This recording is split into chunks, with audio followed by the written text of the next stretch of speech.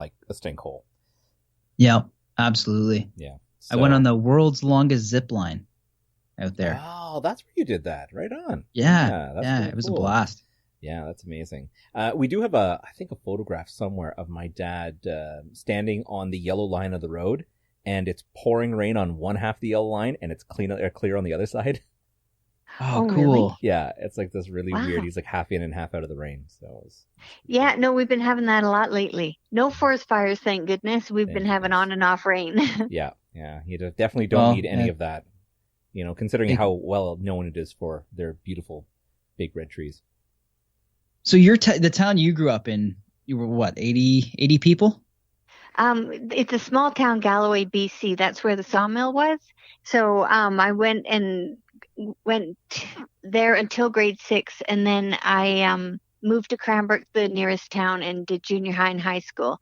And then I moved to the island, went to university, and then I came back and lived in Galloway for the last 15 years. So selling lumber for my family, yeah. Wow. That's amazing. Yeah, so everybody knows everybody. You know those little towns, so it's like family. It's great. Another good reason to keep your pictures really classy, right? Because it just takes one person in town to get their hands on that magazine, and they're all just kind of like looking at you as if you're walking by. You're like, okay, you can stop looking now. Yeah, exactly. Right. Hey, you can probably say you're the best looking person in your town. No, not at all. No, there's beautiful girls here. Yeah. In a small, see, that's what it is. It just takes a lumber town to produce all the good looking women. So, well, Hugh Hefner had a lot of luck with the girls in BC. He married one. Yeah. So, Dorothy Stratton, Pamela Anderson, Kimberly Conrad. Yeah, he always said British Columbia was lucky for him. So. Yeah. Wow. I would. Yeah, it was definitely lucky for him. Maybe not so much for them, but definitely for him. And Canadian, so we're nice to boot. Yes. Yeah. To boot. And Matt's the only one who actually uses that stereotype. Nobody else. It's fantastic. So it's because I have a lot of American friends. Yes. Yeah. And they're always like, "You're too nice." I'm like, "I'm being a dick right now." Yeah. I was actually making fun of you. No, I know Americans, they say that often, that, you know, we're so nice, but I find them very kind, very nice. They've always been nice. I don't know if you find that. They're very inviting, you know, when you go across the border. They're good people too. Only in Chicago. When I was in Chicago, my God, they made us look like real jerks. Really? Yeah. People Why? in Chicago were just so nice and friendly. And it was, you know really what? weird. I have to agree. I actually was in Chicago on a course, and they were really nice there. Yeah, actually, you're right. It was weird, and it was funny because I remember being on the bus, and there was two girls sitting there saying how crappy people were in Chicago, and I'm like, what are your standards like? Because let me tell you, I'm from Canada, and everybody here is fantastic. So, big shout out to the people of Chicago. I know that they've had quite a checkered past with mobsters and everything, but as far as I'm concerned, you guys are A-okay. Did you ever go to Morton's down there? Steakhouse? No. They've expanded a bit. Ooh, you did? Isn't it great? Yep. Oh. It was amazing. And the atmosphere in that place is very, very classy, very cool. Yeah. I think I remember walking past it at one point, and all I could think of while I was in Chicago was I need to actually try a traditional Chicago deep dish pizza. And I walked past it and went to a deep dish pizza place, and it was if you've ever had a Chicago deep dish pizza, it's unlike eating anything else. It's almost like eating a weird inverted pizza. Yeah, it's because it's like the cheese is it's like an actual pie, right? The cheese is in the middle. Yeah. And then the sauce is on the very top. Yeah. Which to me, I had a couple while we were down there. Yeah. Oh my God. There's a Chicago pizza place like that, and you can FedEx pizza into Canada. Holy crap. I haven't done it yet, but I thought I was going to do it one year for a Super Bowl party. I'm going to have to get that place from you. Yeah. Because that is absolutely amazing. I don't know how you would reheat it to taste just as good, but I remember I hope eating... the COVID won't impact that, though. You never know. It's true. Good point. It sits in a warehouse for 2 weeks to make sure that it's decontaminated and it's gross by the time it gets to you. Pizza tastes like Lysol. Yeah. Quarantine for 14 Exactly. days. The sauce is just hard. The cheese is gross and molded. But that's not how I remember it.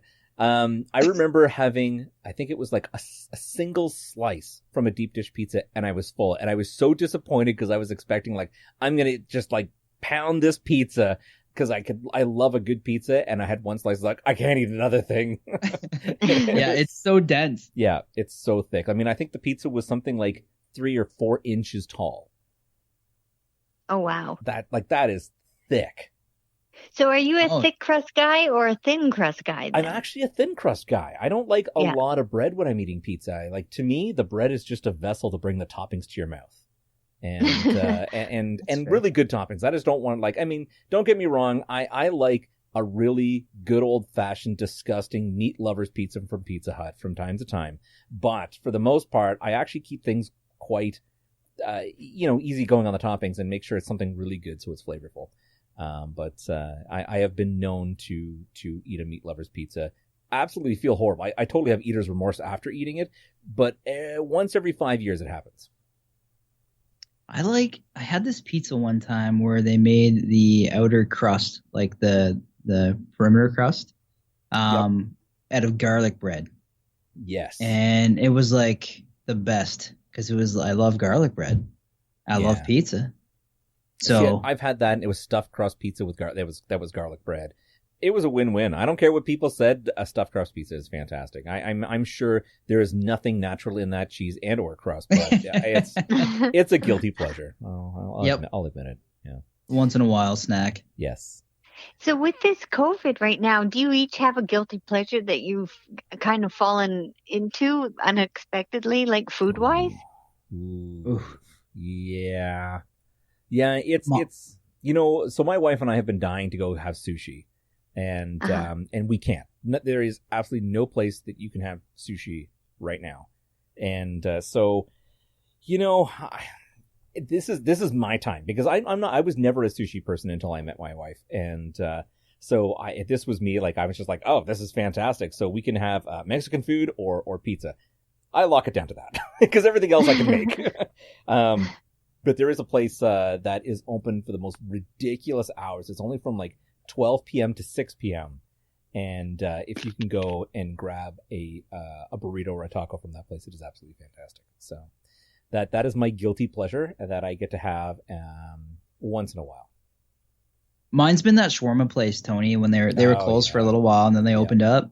Yep. And shawarma Elmina. Oh. Yes. If you're ever in the Kingston area and you like a good shawarma Elmina. What is shawarma? Shawarma is there's a couple different types. For the most part, it's a type of chicken that's like seasoned and put on a spit, and then it just rotates it around and just slowly cooks all day. And then they serve it with like rice and vegetables and garlic sauce and wow, so good. It's Lebanese, I believe. Oh, okay. Yeah, and that's good food. Yes, and shawarma Elmina, you pay for your meal, and you'll probably be able to feed 2 from what you get from them. They give you so much food, the salad, the chicken, like everything. It's just so good. And their garlic sauce is homemade. You can actually taste the real garlic in it, which is. It's like a family recipe. They can't give it out. They can't tell you how it's made. It is the bomb. And you can buy those little little good. round mini potatoes that pop in your mouth when you bite into them. Oh, yeah. It's good stuff. So good. Oh my goodness. The best meal you'll have. And the funny thing is they don't put a lot into their atmosphere of their place. But I actually find more often than not, a place that doesn't have much for atmosphere means they're going to have amazing food. Yep. So... Usually, they're the hidden gems. Yes. What they call. What about you? What's been your thing? Your go-to food. When you were talking earlier, my girlfriend, she just brought over this cheesy garlic pretzel. Oh, It's so Oh. good.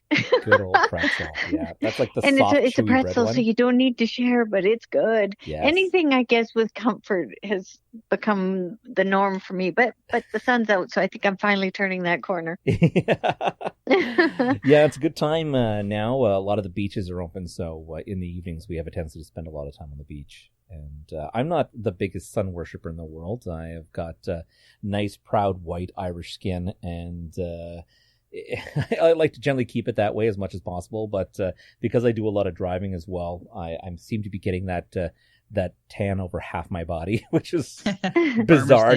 Yeah, exactly. To try to explain to people when they're like, "What's going on here?" The driver's side window tan. Yes, yeah. I need to have my wife drive more often so I can balance this out. That's awesome. Yeah. So, Sherry, I wanted to ask you, I couldn't help but do a little bit of digging through your IMDb, and you have been, at some point, in a lot of amazing titles. Yeah, no, just extras. You can't. It's hard to find me, but yeah, just a little extra. But it was a good place to network. Yeah, but like in big titles like John Wick and It, and one of the Beverly Hills 90210, and so like you've been in titles that I'm sure at some point people have seen you, and if not from the Maxim magazine, it would be one of those moments where someone would see you and like, you seem really familiar, and at some point they've probably seen you for like 3 to 10 seconds on the big screen at some point. Yeah, no, when I was in Los Angeles, a few people recognized me, but that's yeah. amazing. Yeah, like, and you've got actually quite a good list. And one of the things, actually, you were on the 12 Monkeys series, which we have a regular guest that comes, Jeff Scavell, who is the stuntman for the main character in that show. Oh, wow. Yeah. So that's... No, and there's one coming up I'm excited about, with Sylvester Stallone being an FBI agent. So, hopefully that will begin. Yeah. So hopefully that will actually happen. That's amazing. Yeah. So right now, you're still up in the BC area? Yes. So I'm participating in podcasts for Brian Sebastian's movie reviews and more, and I'm writing for Chance TV. And I'm doing some things now with BRRS Media out of Oklahoma.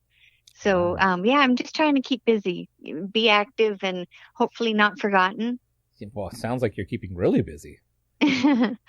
I don't think you're the type of person who gets forgotten, no. Hope not. No.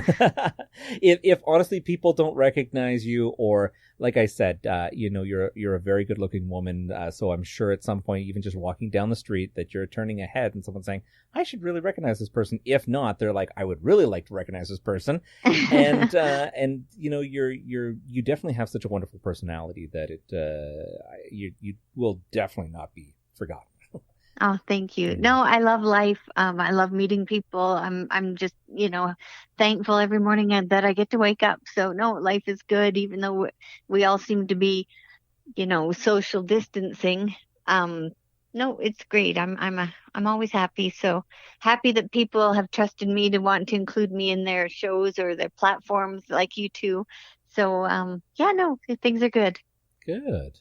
Now, I do have to ask you, from a modeling point of view, what is the weirdest thing that you've had to do?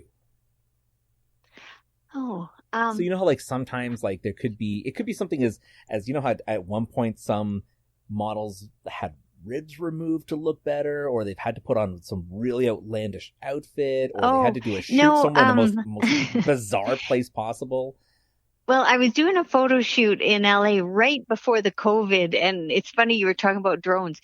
There was about 4 drones flying over me the whole time. Really? And they were coming in close, and a couple times we could figure out where the control was, so they were up on the cliff, but yeah, that was really trying to keep your composure and seem comfortable, and you've got these yeah. So a couple times I thought, we're gonna have a head-on up there, so it looked like they were gonna crash a couple times, but yeah, there were a few drones flying over me that day, so that was odd.